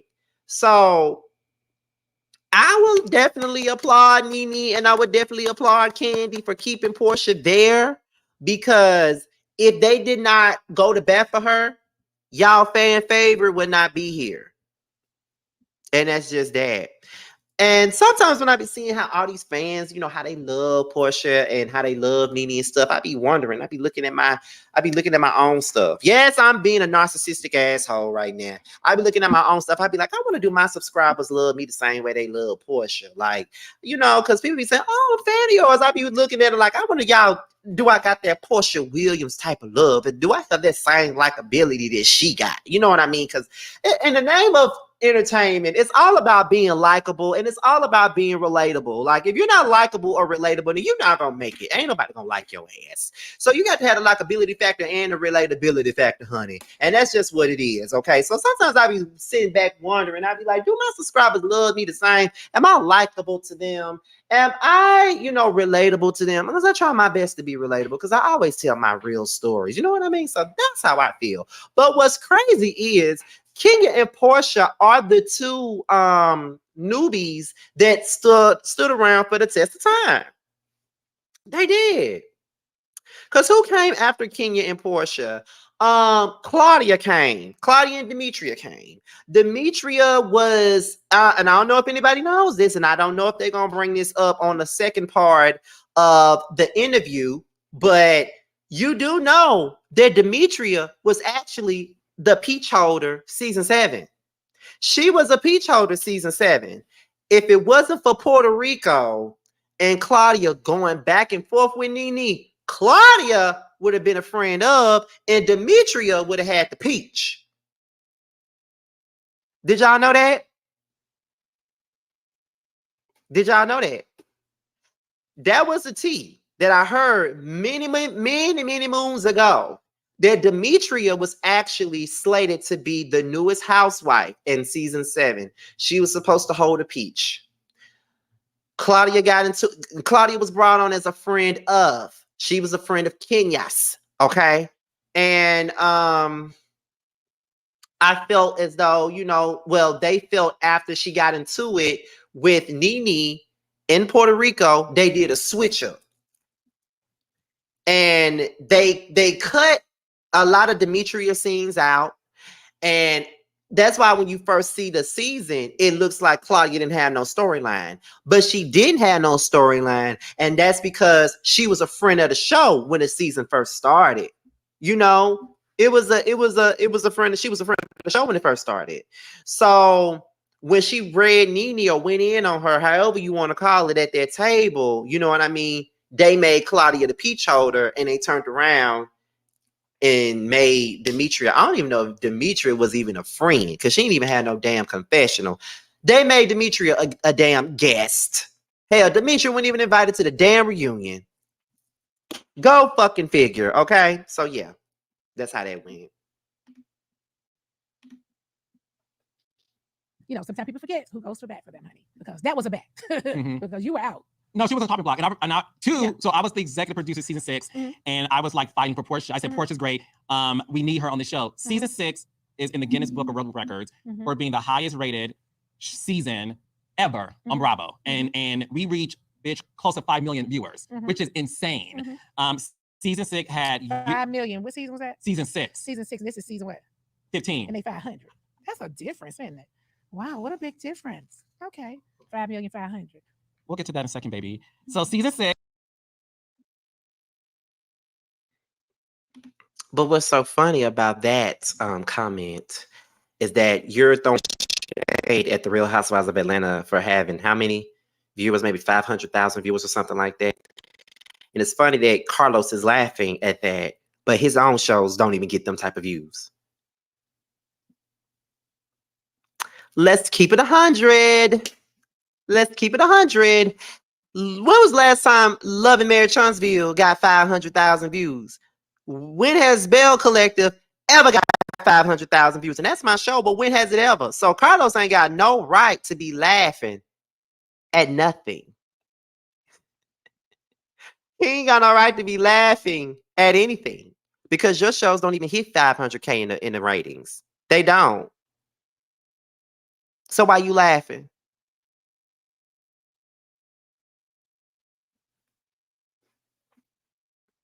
I mean, I'm just saying. I'm just saying.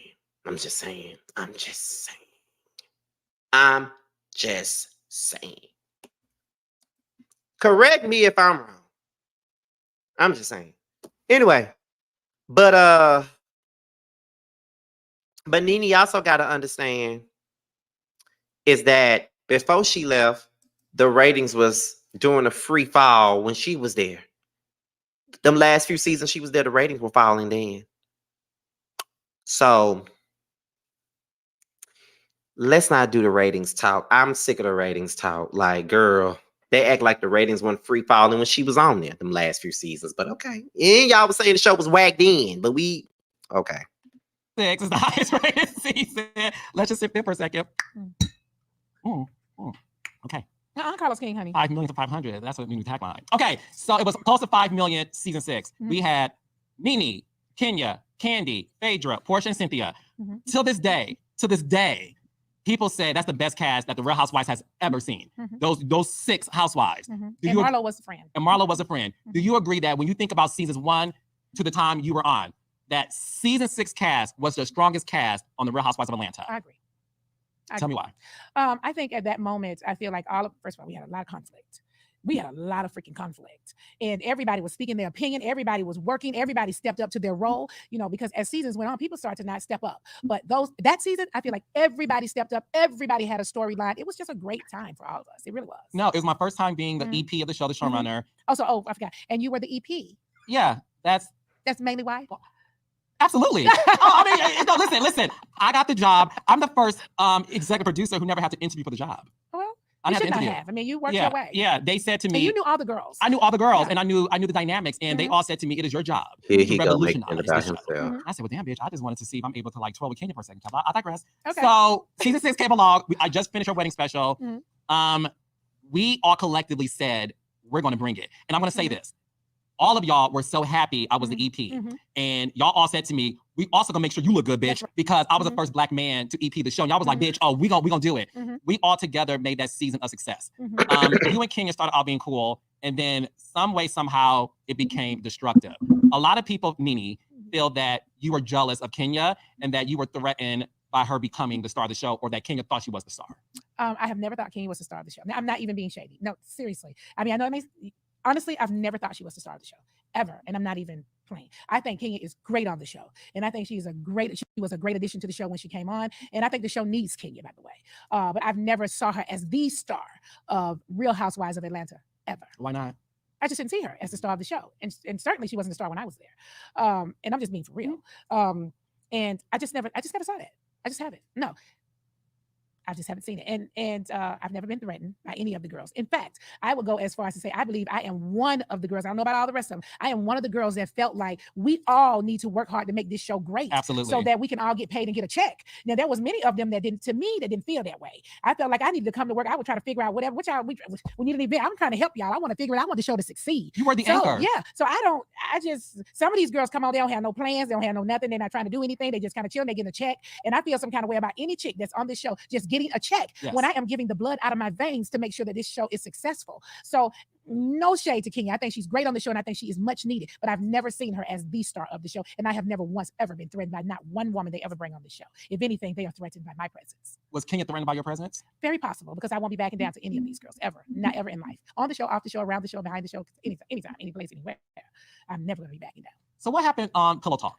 Pillow Talk, obviously, you and your negligee Yes. was strung up and down the hotel suite at the Intercontinental, and Kenya was late. Yes. And I want to break the fourth wall here. Kenya was late, and you were frustrated because I don't think people know this. As the host of an event, the pressure's on you to make sure the event is good. And let's be clear, to make sure that this shit gonna be used. That's right. And you bitches are about to embarrass me for my event, bitch, because I show up to y'all's. So you have this pressure on you. Kenya was late, significantly late.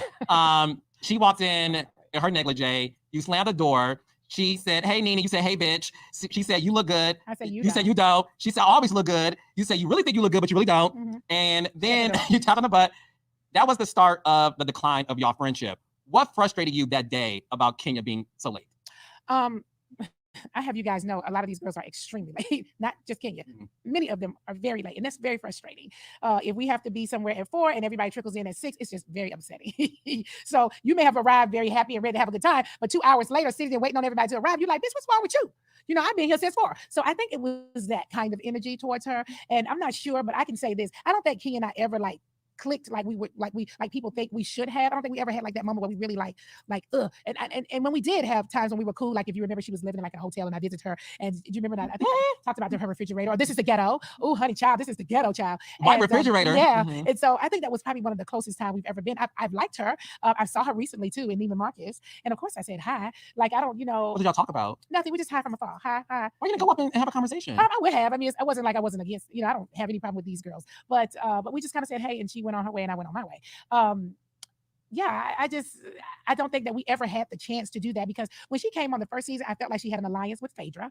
So, and me and Phaedra was kind of like bumping heads a little bit, but she was down with Phaedra. And then her and Phaedra ended up bumping heads. And then she started being, I'm not sure if it was Candy or who it was. She kind of played with Candy a little bit, but not a whole lot. And then her and Candy got close like later down the line. And then she started coming from my best friend Cynthia. And so I just feel like we just never got a chance to like get like totally cool like most people think that we would have gotten. What went wrong with you and Cynthia's friendship? Do you think people thinking Cynthia was weak, and people saying you let Nene run over you? Yeah. Maybe even Peter allegedly may have said those things to her too. Do you think the destruction of your friendship with Cynthia came because she let people get into her ear about you?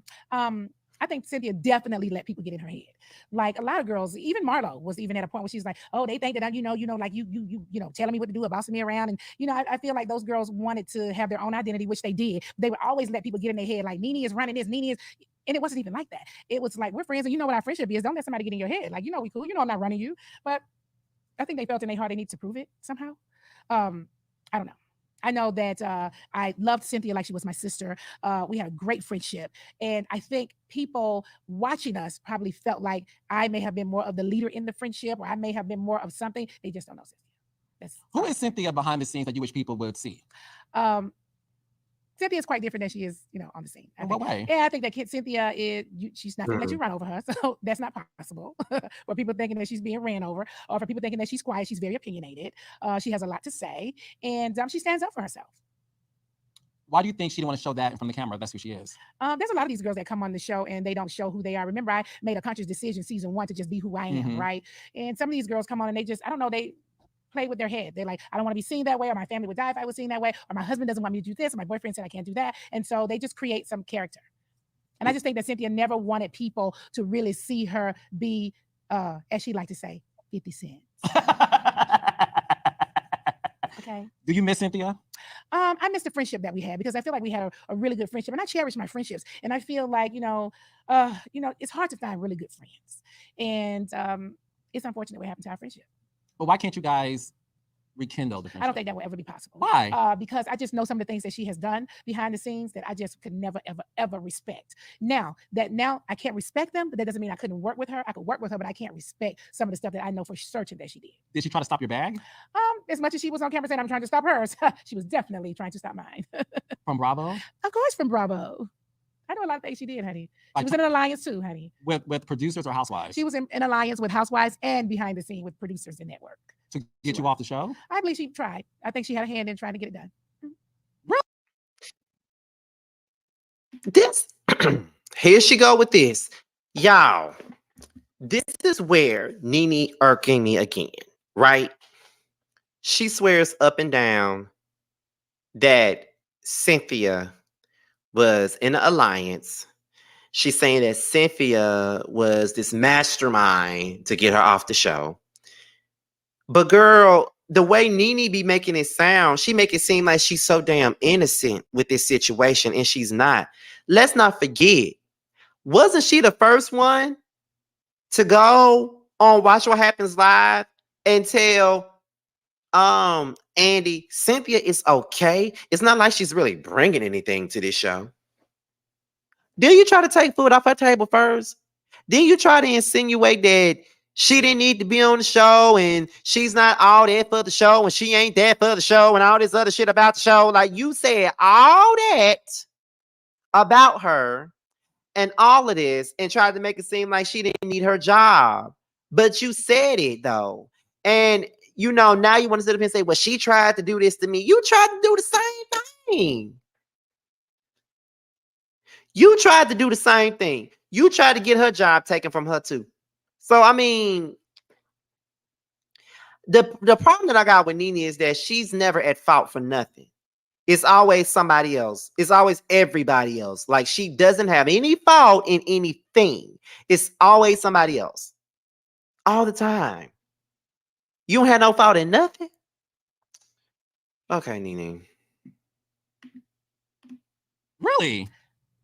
Absolutely. But how would that benefit her? I don't know. I think that some of these girls, they feel like maybe if they do certain things, maybe they'll stay on the show longer, maybe they'll get other opportunities. But for me, I feel like where I think these group of girls go wrong at is if we all stuck together and held hands together so that we can all work and all eat together, we would all be better together. I feel like trying to push this person off the show and push that person off of the show. Obviously, when we go places, people ask us, who do you think should be on the show? Or who do you think shouldn't be on the show? And we all give our opinions. I mean, and we have the right to do that. But that's not saying I don't want the show to be successful and I don't want you to be successful. I might just be saying, I don't think you're doing what you should be doing on the show. Because we know together, like who comes on the show and who's really doing something, who's really trying to put an event together, who's really trying to push the show forward. You guys have a lot of girls who are lacking, but the audience don't know that kind of stuff. They're just looking at the show like, oh, we like her and Nene's against her. This one is against this one. It's just not like that. But yeah. Oh, I'm surprised to hear that because the thing is, she and you did have a real friendship. And I remember y'all calling me when Kenya had the masquerade ball, and you were like, Carlos, she's trying to play me. It was you and Cynthia on the 3 with me. Should you go? Should you not go? And you did show up to the masquerade ball. You said this epic line of, "It's amazing how many friends I have and don't even know about it." Of course. Still today, it's amazing how many friends I have and I don't even know about it. So you were. It saddens me where things are because I will say this on the record: you were the anchor of the show. You. Not to be disrespectful to the other girls because they know my heart and I don't mean it to come across this way. They really did look up to you in the sense of what we're going to do. See, I didn't feel that though. Oh, I can say to you, let me tell you something. I honestly didn't feel that. I always felt like, I always felt like I wasn't supported on the show. This is just my feelings. I honestly felt like I wasn't supported the way I felt I should have been supported from the girls, from production, from everybody. Now, and I could be looking at it totally wrong. I just felt like I didn't get the support that I should have gotten and deserved in every kind of way. I just don't feel like I got that kind of support. Because at one point on the show, I was the only original. Kim was only there for whenever she was there. I was the only original girl on the show. And I felt like everybody came on the show or whatever the plot was. Every new person come on the show and come for Nene. Everybody come for Nene. Everybody go after Nene. And that is just tired at some point. And it's tiring. And it's also not fair to be the person that everybody is jumping on and villainizing. And it doesn't feel good to be in that position every single time. Well, that's interesting because I always saw you as this anchor and the queen bee. And again, that doesn't mean the other girls are lesser now. I want to make that clear. You were the queen bee of the show, and you were the face of the show. And at one point in time, Nene, you arguably was the most famous Black reality star in the world. Not at one time, at this very moment. No, I was no, you still, no, you still are. I haven't seen her. If she's out there, where is she? Well, Tammy Roman says hi, but Nene is one of the biggest Black reality stars. But Tiffany Pollard says hello. Tiffany Pollard says hello. Tiffany Pollard says hello. Like,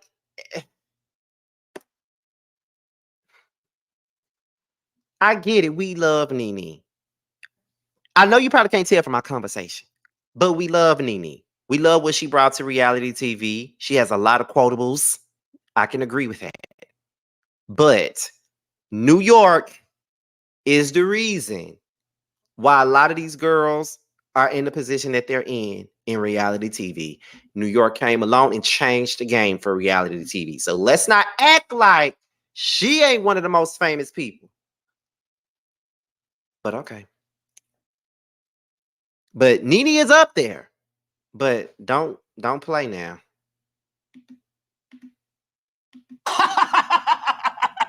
Hey, Tabby, don't tease it. Hey, Tammy, girl, call me. We'll talk about that. We love Tabby. All jokes aside, the face of Black reality TV and the face of reality television. White women love you. Oh, of course. I mean, I don't go anywhere without people stopping me. Black, white, old, young, children, everybody, honestly.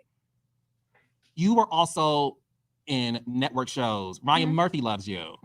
Before I finish, how is your relationship today with Ryan Murphy? I haven't seen Ryan in forever, but there's nothing but love there. I saw him a few years ago, and of course, we loved each other up and hugged and all those things, but I haven't seen him in a very long time. Is there anything that happened between the two of you? Okay. Never anything. Okay. I've never had a problem ever. Let's be very clear. I've never had a problem ever on any show that I've ever worked on before, ever. This is Housewives is the only show that They tried to give me the reputation, but I've never. My thing, and I've always spoken about it publicly, is to show up at work. I don't need anything. I'm not one of those talents that show up on set and I need this chicken wings, a whole bunch of drinks, roses, M&M, peanuts, all car service, all this kind of. I don't need any of that. I need some water and my check, and that's all I need, honey. I show up, I do what you asked me to do, and goodbye.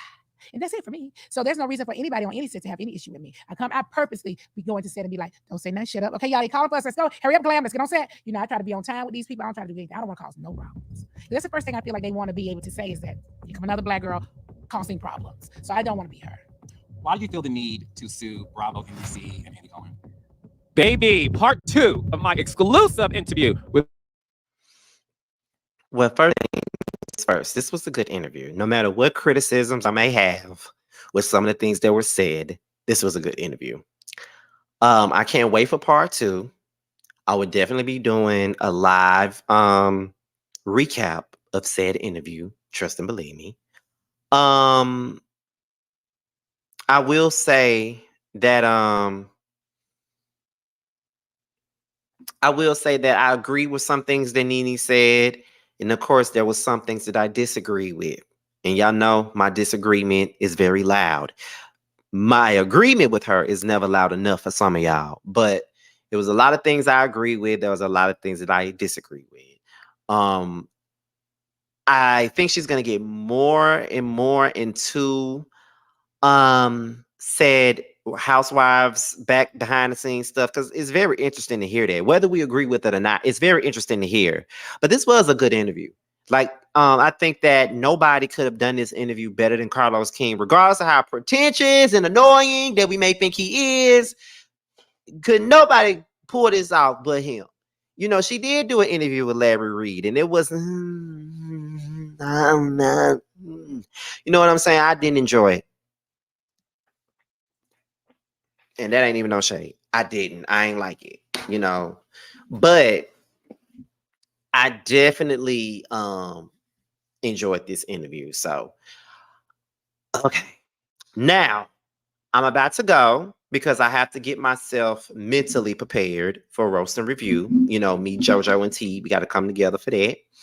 And we're going to talk about love and hip hop. And then after the roast and review, I'm going to go live later on so we can discuss, speak on it. Okay? So once I'm done with this, I'm going to go and make the link for the live so you guys can listen to me talk about speak on it and stuff like that. We're gonna do a speak on it recap. Okay. So that's gonna be a little bit later. That's gonna be because I know that we do roast and review in less than 2 hours. It's probably like an hour and 30 minutes before we go live for roast and review. So maybe about an hour or two after roast and review on JoJo's page, I'm gonna go live and we're gonna recap speak on it. And then expect videos tomorrow. Okay, because I know that T.S. Madison spoke on Tasha K and what's her name? Just Hilarious. She spoke on both of them. And I ain't heard it yet, so I gotta listen to it. No lit live chat, Catherine. We're not doing it tonight. But yeah, that took my train of thought. But yeah, we're gonna do that. And then after the live is over, I'm gonna work on my video about T.S. Madison and all that stuff. I'm gonna try to have some videos made for tomorrow as well. But you know, I was off schedule today because I had to go to the dentist. So we're done for today. Well, for now. So once I'm done with this live, I'm gonna share the link to the roaster review because it's already up there and already ready. So I'll see y'all at roaster review. So with that being stated, okay, let me go ahead. Y'all know what I gotta do. Let me put this up here. So with that being stated, this be your boy Scotty by Nature TV. Be sure to like, rate, comment, subscribe, and share this video. And also click on the notification bell so you can be notified whenever a video drops. And if you want to follow me on any form of social media, my Twitter, my IG, and my TikTok will be down below in the description box. With that being said, you guys, your boy's up out of here. And until my next video, I will talk to you guys a little bit later. All right. So I'm about to go ahead and share this roast review link to my community wall. So soon as this ends, y'all should be seeing it right now on the community wall. All right. I'll talk to you guys later. Bye.